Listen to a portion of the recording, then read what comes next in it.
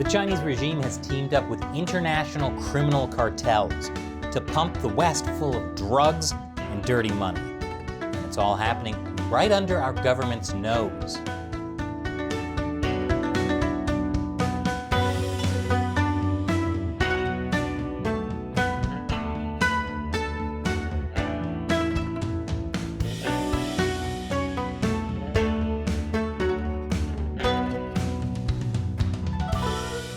Welcome to China Uncensored. I'm Chris Chappell. The Chinese Communist Party is at war with the West. This isn't a 20th century boots on the ground kind of warfare. China has brought war into the 21st century through a massive, coordinated campaign of global terror, using links to triads and our own politicians' greed to undermine democracy.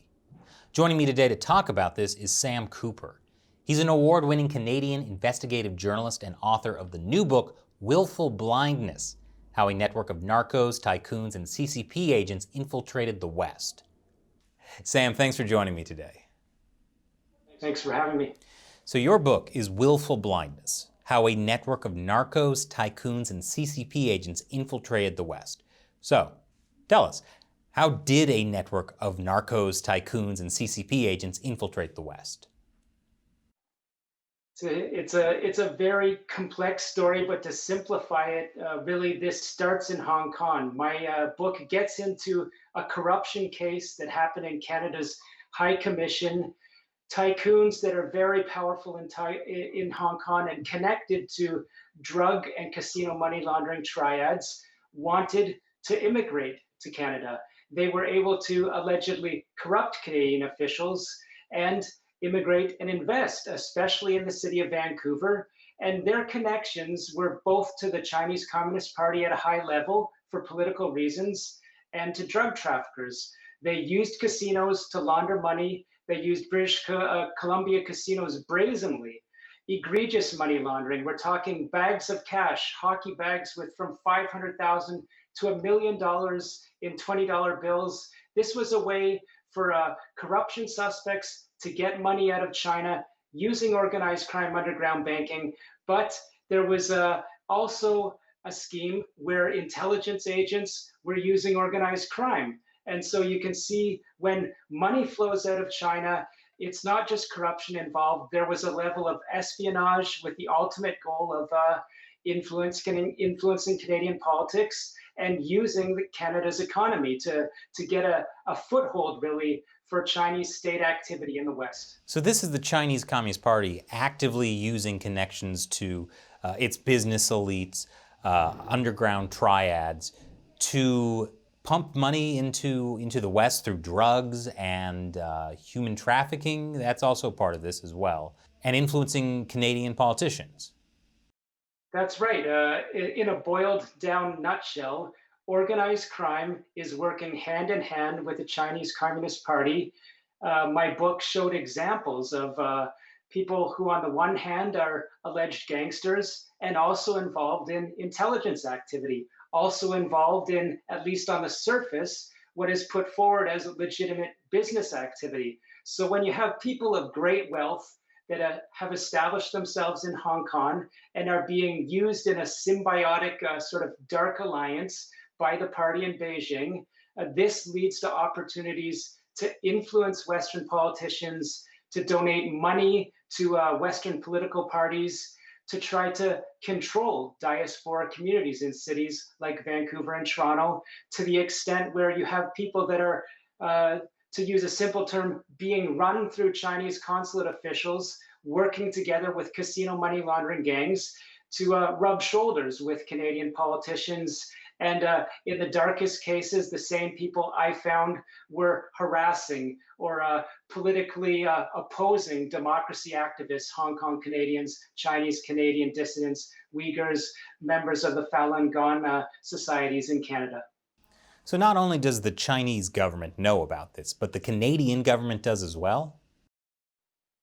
That's a difficult one. On the casino money laundering and organized crime side, what my book shows is indeed there was willful blindness. There had to be. The police knew about these hockey bags of cash coming into casinos. They knew that it was coming through the hands of persons who were loan sharks, persons who were high-level drug traffickers under investigation while either lending money or themselves high-rolling inside, for example, the Richmond River Rock Casino. These are known high-level organized crime RCMP targets. This was known by everyone from people working in the casinos to police to high-level government officials. It was known that this was seen to be by the good investigators as high-level drug money laundering using BC casinos, and it was allowed to happen.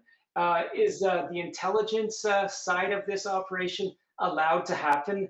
My book didn't get into that level of willful blindness, but it's reasonable to believe that the people, there are politicians in Canada that understand that they're dealing with gangsters and people from other governments asking them to act against their country's interests. So at some level, the intelligence, organized crime influence nexus is known in Canada among politicians, among regulators. So how did you get started writing this book? I got started writing this book. I have to take a step back and look at the days when I was a young journalism student back in 2005 at Langara College in Vancouver, studying the craft of journalism.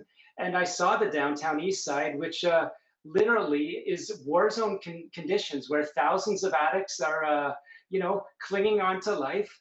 They are, in many cases, of course, on government subsidies that unfortunately, in many cases, are spent immediately, on heroin or fentanyl. I couldn't understand that scenario in Vancouver as, how is this happening in a Western city? How is this open air drug market allowed to continue? I couldn't figure it out. Then I started to look at real estate in Vancouver. Why were the prices just, so far out of reach of the average incomes? Why is this the the capital of supercars in North America, Lamborghinis, Ferraris, McLarens, when people aren't declaring, incomes to compare with other big cities in Canada or United States? And the answer was this has become a narco hub where there's so much narcotics flowing in from offshore, so much addiction, so much money laundering has to occur, and that had to have an influence on housing prices. I looked into those issues, started to put them together, and this is what led me to sort of these higher level later investigations where I saw that the intelligence angle from other countries such as China and Iran using organized crime in cities like Vancouver and Toronto was very present. I imagine this must have been shocking for you to uncover. I never stopped being shocked. From those moments in 2005 as a young student, looking at the devastation in the downtown east side. Paramedics are trained. They take war zone training to work out of ambulances in the downtown east side of Vancouver because this is the epicenter of death related to heroin and now fentanyl. I couldn't understand it, and that was shocking. Real estate prices, I couldn't understand it. Going fast forward to 2015, hockey bags of cash, $500,000 openly coming into the casino night after night. This doesn't happen even in Las Vegas. It doesn't happen in Macau. Why is it happening in Vancouver? Canada, a supposed upright country with the rule of law. Didn't make sense. And so by 2017, when I'm starting to look at, let's just say, a high-level People's Liberation Army veteran, which with known to be a high-level organized crime suspect, and yet meeting with Canadian politicians, very chummy with Chinese consulate officials, it doesn't make sense. How is this happening on the west coast of Canada, where we have this nexus of organized crime and Chinese state actors? How is this activity explained? I still can't explain why this is occurring in Canada. I can say it is occurring. Yeah, the line is so blurry between, triad member, PLA member, and Communist Party member. I talk a lot about unrestricted warfare or asymmetrical warfare, and from everything you're telling me, this really sounds like this is the kind of drug warfare they're talking about, or even the how the housing prices are being through the roof. It really seemed like this is an aspect of this sort of asymmetric warfare. There, people have different levels of comfort looking at the concept of, gray zone conflict or hostile state activity just below, armed conflict, kinetic war. Do states such as Iran and China use these asymmetric tactics? And I would argue that it's hard to argue a level of total strategic control in countries such as China, Iran. But I do think there is the pattern of states such as China using activities that are harmful to other countries, perhaps allowing or not cracking down on factories producing fentanyl because China is making so much money from the production of pharmaceuticals. And there are corrupt officials in China that are doing business with drug gangs. There are corrupt officials that are making, tremendous amounts of money in trade-based money laundering. China's economy making so much money from all of this rolled together that why would they crack down on it? My sources in intelligence or the police would say, if they're not cooperating with Canada, when Canada goes to them and says, can you work with us on fentanyl trafficking? And China says, well, maybe if we allow you, if you let us put in our agents to go after our economic fugitives, we'll work with you. And Canada says, I'm sorry, we can't allow that covert fox hunt activity to occur in our country. And China says, okay, then no help on fentanyl.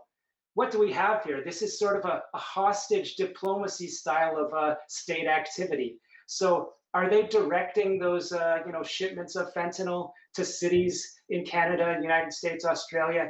I don't know that level of direct warfare is happening. I do know an omission of enforcement is happening in China, and why. So what is being done about this problem? Are Canadian officials doing anything now that your book has come out? Well, the book's only been out for less than 2 weeks. I can say that it's starting to make some waves. People in law enforcement and, of course, intelligence are taking it very seriously. Here's the rub.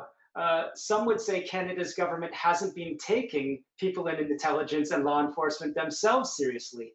This gets into the question of why is the concept of a 5G network run by Huawei still a possibility in Canada when countries such as Australia and the United States have completely ruled it out.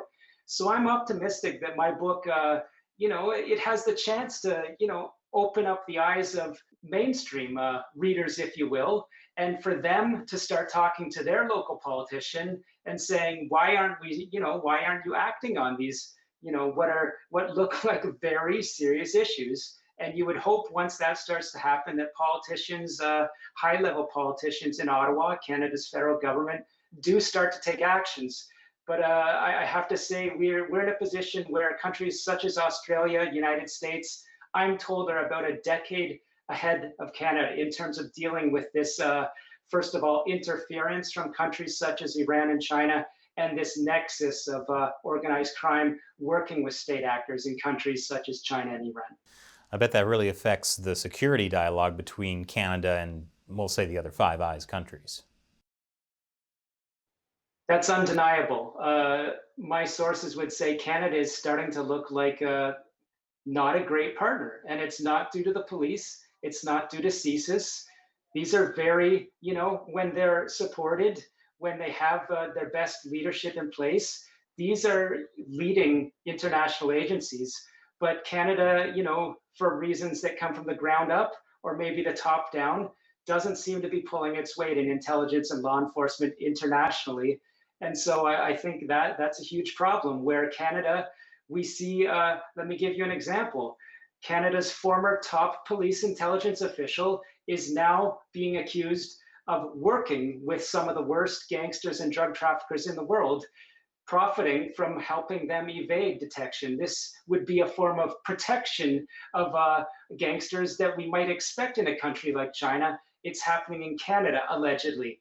Was this person, Mr. Ortis, perhaps working for hostile states as well to misdirect Canada's policing investigations, to misdirect our intelligence? That's an open question. His case remains to be tried, and yet the allegations it just follows that Australia and the United States would start to hold on to their cards. They'd start to hold on to their high side intel and not share with Canada. So it's a problem, absolutely. Well, Sam, the book is an absolutely fascinating read. I recommend it to anyone watching, and I'll put a link below. For anyone watching, where can they follow you? They can follow me on Twitter at Scooper Cooper, and they can also watch for my stories online on the internet. Well, thanks, Sam. It's been a pleasure talking to you today. Thank you. And thank you for watching.